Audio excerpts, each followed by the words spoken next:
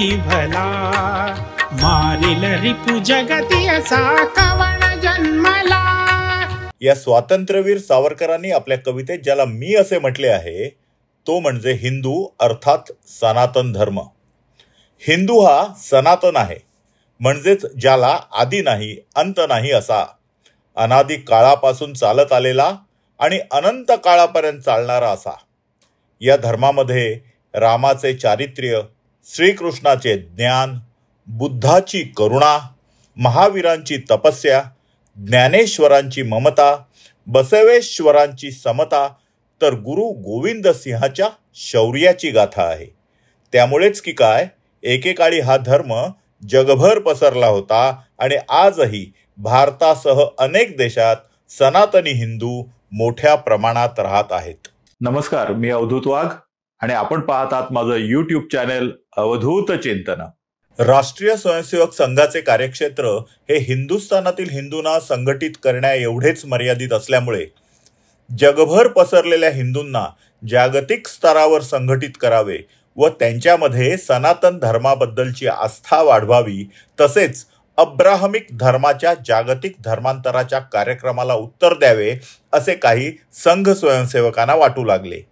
त्याचबरोबर अनेक पंथ, संप्रदाय, वेगवेगळी पीठे, आखाडे, आश्रम यांचे नेतृत्व करणाऱ्या साधू संतांना एकत्र करून सनातन हिंदू धर्माबद्दल एकवाक्यता निर्माण करणे याचीही गरज वाटू लागली।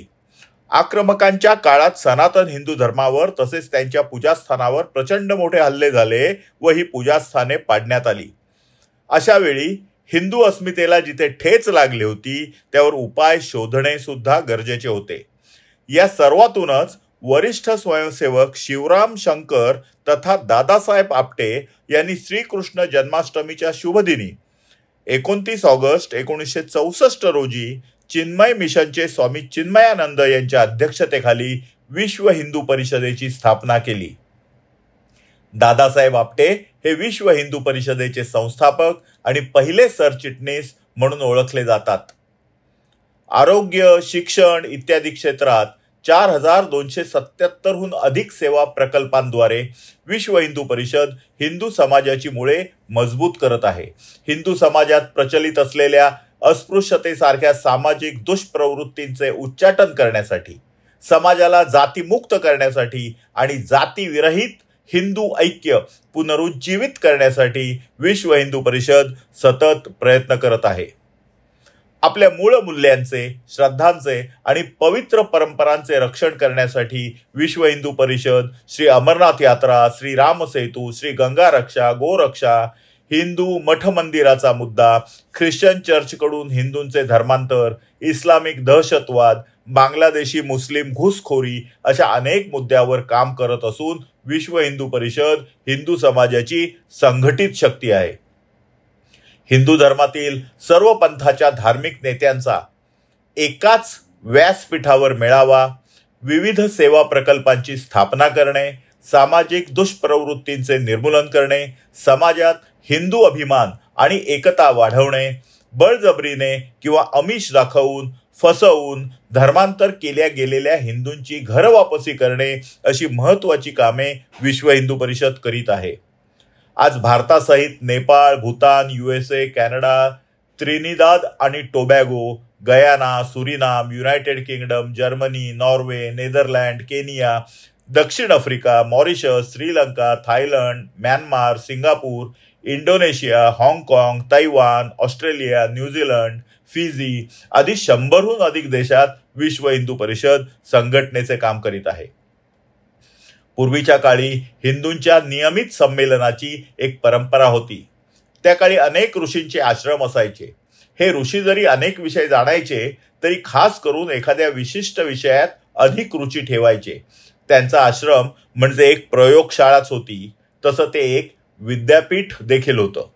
आश्रमात साहित्य, व्याकरण, संगीत, कला, धर्म, संस्कृती, राजकारण, अर्थकारण, युद्धकला, शस्त्र निर्मिती, विज्ञान, औषधशास्त्र, चिकित्साशास्त्र, खगोल विज्ञान आदी असंख्य विषयांवर सातत्याने संशोधन चालू असायचे।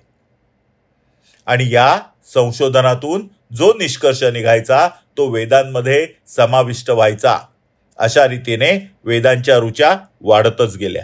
दर 12 वर्षानंतर होणाऱ्या प्रयागराजमधील महाकुंभात तसेच उज्जैन, नाशिक व हरिद्वार येथील लघुकुंभात हे सारे तपस्वी, ऋषी, मुनी एकत्र यायचे आणि त्यावेळी त्यांच्या आश्रमात म्हणजेच प्रयोगशाळेत जे निष्कर्ष निघाले त्यांचे सादरीकरण म्हणजेच आजच्या भाषेत प्रेझेंटेशन व्हायचे.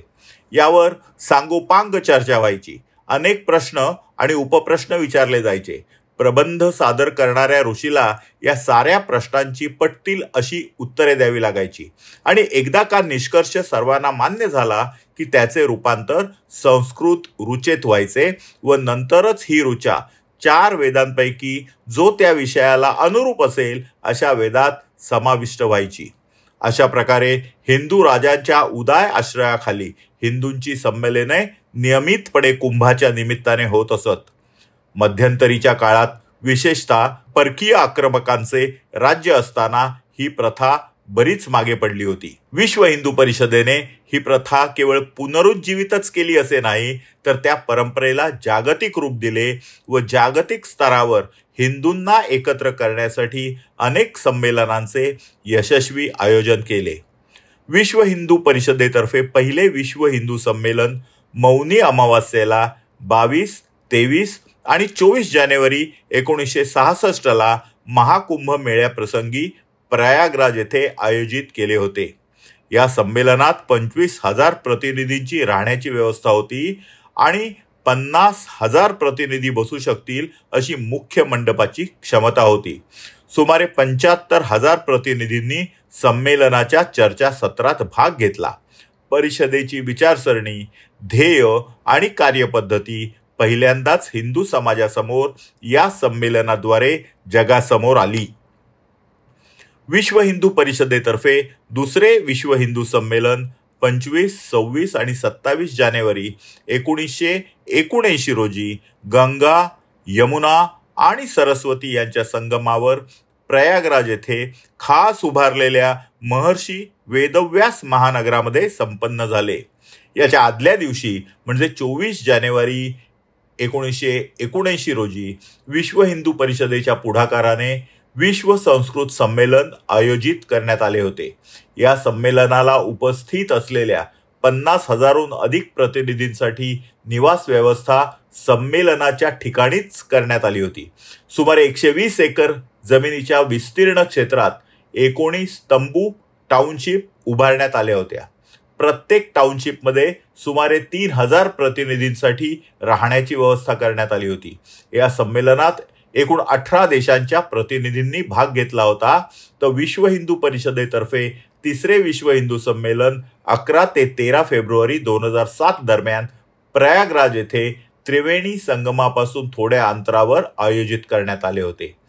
प्रयागराज येथे विश्व हिंदू परिषदेने आजवर घेतलेल्या विश्व हिंदू संमेलनाचा प्रचंड प्रभाव हळूहळू जनमानसांवर पडत गेला. त्याचा फलस्वरूप 2025 साली प्रयागराज येथे झालेल्या कुंभमेळ्यात जगातील एक आश्चर्य घडले. या कुंभमेळ्यात 66 कोटी लोकांनी सहभाग घेतला व हिंदू एकतेचे विराट दर्शन जगाला दिले. श्री राम जन्मभूमी मुक्तीच्या लढ्यामध्ये विश्व हिंदू परिषदेने अग्रभागी राहून आंदोलन उभारले होते व लढा दिला होता. हजारो हिंदू वीरांचे बलिदान देऊन न्यायालयीन लढा लढून 550 वर्षापूर्वी अयोध्येतील ज्या रामलल्लाचे मंदिर मुघलांनी उद्ध्वस्त केले होते त्याच ठिकाणी जगाला हेवा वाटेल एवढे देखणे मंदिर विश्व हिंदू परिषदेच्या अथक प्रयत्नांनीच निर्माण झाले. विश्व हिंदू परिषदेच्या अंतर्गत तरुणांसाठी बजरंग दल तर महिलांसाठी दुर्गा वाहिनी या आणखीन 2 संघटना आपापल्या क्षेत्रात काम करीत आहेत. जिथे जिथे हिंदूंवर अन्याय होतो तिथे तिथे विश्व हिंदू परिषद, बजरंग दल व दुर्गा वाहिनी हिंदू हितासाठी ठामपणे उभ्या राहतात व हिंदूंना बळ देण्याचे काम करतात. तुम्हाला हा व्हिडिओ जर आवडला असेल तर लाईक करा, कमेंट करा, फॉरवर्ड करा, सबस्क्राईब करा आणि बेल आयकॉन दाबायला विसरू नका.